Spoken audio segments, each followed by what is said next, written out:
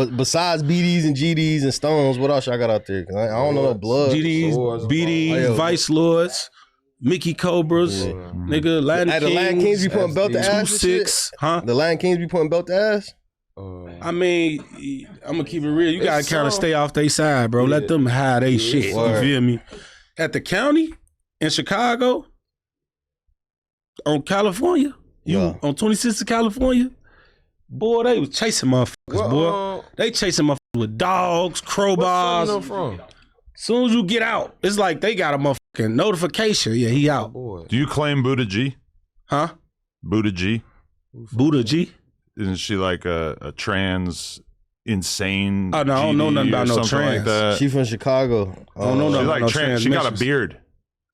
She be taking the hormones. Well, so it sound like that ain't no she no more shit. That's a he, man. I was gonna say, what is it? Y'all saying trans and she. She got a beard? That's a he, man. You remember when she did the interview and then when she left, she saw 600 Breezy on the flight and it was this whole weird standoff. I'm gonna keep it real. I don't even know who that is. Yeah, it's bananas. I don't know who that is. Oh shit. To even see 600 Breezy, she seen him and what they got beef or something? You said a standoff? She ran into him at the they was, I guess they both was in LA. She had an interview up here and they ran into each other on the flight and she was just trolling him on the flight. Top thumbnail. Oh, I seen her on the internet before. She actually don't even want to be called a she, I think. Oh no, it's supposed to be a he. I look like, dude, that ass like your friend do. Oh, for that, she look like, but yeah, tell your mama to watch them motherfucking kids, bitch. But yeah. You heard of some dude named King Ace or? No, Sersky. All right, word. I guess these the Latin Kings that niggas be telling me I gotta tap in with in Chicago. I gotta do my homework, man. You heard of Illusionary Films? You heard of him? Mm-mm. Word. So yeah, I gotta do my homework. So they be just saying they be putting belt to ass out there. Just King. They be mad I ain't tapped in with them. I mean, they probably, bro, I'm gonna tell you some real shit. Everybody is putting belt to ass. You hear me? The kids. Venezuelans? Everybody, man. The Indians, man, they out there putting belt to ass, man. Yeah. Nah, they ain't doing it. I'm just playing, bro. Hey, Andy, hey. But now though, Chicago alone, everybody will spank you, bro. Yeah. Your ass will get spanked out there. She's a Spanish GD, for the record. I said insane. Let me ask you this though, My bad. it seemed like you an OG in this shit. You a nigga that we've been seeing around for a long ass time. Yeah. A lot of the OGs been getting taken out. Yeah. Like, we seen Zoo get killed. We seen 051 Rilla. He's somebody that we've been seeing on interviews 10 years ago. Two questions. It's a two-part question. Do you got survivor's remorse? And then how long, what made you survive so long in Chicago? Like, how do you think that you played it and why did you play it so smart compared to a lot of other niggas that, like, they ain't get to... I'm gonna keep it a buck, bro. I ain't one of them niggas that played it that smart at the beginning, bro. I didn't. I was one of them niggas out there too, bro. Like, my son getting shot at, all type of shit down there, could have died, all type of shit, bro.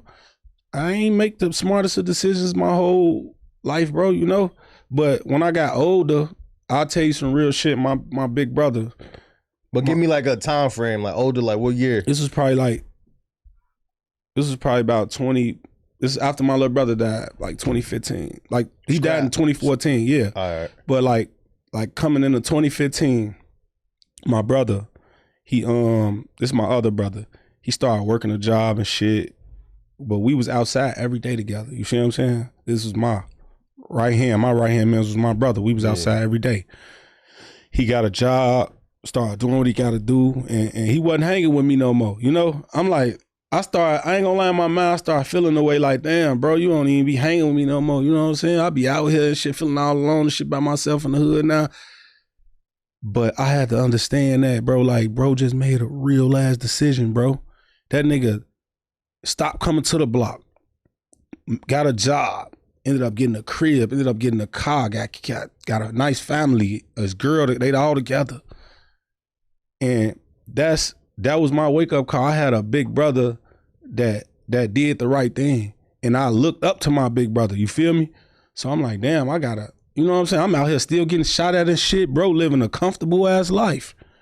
Yeah. He left at a time where his face wasn't even out there. You know what I'm saying? So he was good everywhere he went. But it made me realize, bro, like, this shit ain't nothing. You know what I'm saying? I'm out here every day. In the end, I'm gonna keep it real. It was back then my girl, I love my girl for this too, cause she another reason, you know what I'm saying? She got on her shit at a young age and was working a job and ended up getting a car. I ain't had no car back then. My girl had a car. I'm driving her shit, taking her to work and shit. You know what I'm saying? You still on like 59th and shit though? Yeah. Oh, I'm still on the block. But once I started driving and taking her to work and shit, now I got the car while she at work, you feel me? I'm driving through the hood, but now I'm not walking no more. I'm driving. So I really got to see this shit for what it really is. I'm riding past four of them on the block. I'm damn, bro, them just out here just. It was times I actually tested it and rode past like twice just to see if they would look at the car. Niggas wasn't even paying attention to the car. And it's like when you driving, you look at it, it's like you on the outside looking in now. You like, damn, I actually be doing this shit. Nigga could just pull up and wet this bitch down. You know what I'm saying? Yeah. And it took for me to start driving and being able to get off the block. When I got the car, I was able to maneuver and do different shit and meet different people. So that played a part, bro. Just driving, bro. Having access to a vehicle, bro. I wasn't lacking as much like I was. But yeah, because if my girl probably wouldn't have never got a vehicle around that time, who knows? I probably would have died out there, bro. Because I would have still been out there standing around. It been times and when my first time driving, I was a car booty. I'm driving all day. I might jump out that bitch 5 minutes. What's that word, bro? Oh yeah, I'm back in traffic. Keep it moving. You know what I'm saying? Whoever ride with me, we get in the car, we ride. Let me ask you this though. This is a tough question, but how does it feel as an older brother to have a younger brother that you hearing is out here doing all type of shit in the streets and shit? Like, how did that make you feel? Like, like damn, my like little bro getting a little too active out here. That shit hurt me, bro. That shit hurt me as a big brother. I felt like I failed my little brother at that time, you know? But when he did jump off the porch, I was in jail.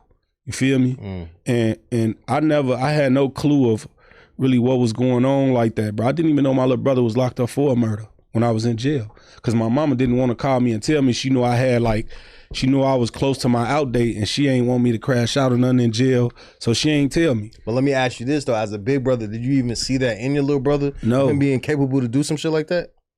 It's more so he got found not guilty. So But I know what you mean. Yeah, like even if just being in the streets out there alone, no. You know what I'm saying? I ain't never see my little brother being on no sliding ass shit or just in the streets, bro. My little brother was playing basketball and shit, you know? He had dreams and shit, chasing hoop dreams. But like I say, he was down there hooping with it was a community center on Dipset, which is Front Street down there. Yeah. They had a little community center he used to go play basketball at.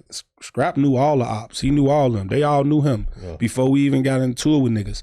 Scrap was hooping, and then when shit kicked off, he was over there in the hood. You got niggas coming to shoot at him and shit. He a shorty. He some 12, 13 years old getting shot at and shit. So he looking like, damn, these niggas don't get no you know? Yeah. So now it led to him wanting to be under his brother. Now he hanging with me more. And I told him, be with me. You know, like if you're going to be out here, I couldn't stop it at that point. It was at a point where he in this shit, you know, he in the streets. He out here. He done picked this certain crowd of friends. He popping out with his friends all the time. I just tell him, I always used to tell him, be smart, bro. Don't be, you know what I'm saying? Don't be loose out here. Don't be dumb to this shit. But at that time, I was hurt about it because it's just like no big brother want to see their little brother doing that shit. If you happy to see your little brother doing some shit in the streets like that, you not a real big brother. Cause I grew up, my big brother and them wouldn't even let us smoke around them and shit. You know what I'm saying? Like, so yeah, it was definitely a hurtful thing to see my little brother pick the streets. Yeah, it's tough, but Scrap is one of them names that you hear all the time. You be like, damn, that nigga Scrap was out here on some young, cause he was like, what, 14, 15? No, he was 17 when he died. 17 when he died, but he was out active at like 14, 15, right? Yeah. That shit. 13, shit. Even 13, yeah, that's crazy. That's still young age for a nigga to, you know. If you enjoyed that clip, make sure you become a member for only $5 a month. It really helps support us, and it also gives you early access to all of our content. Let's go.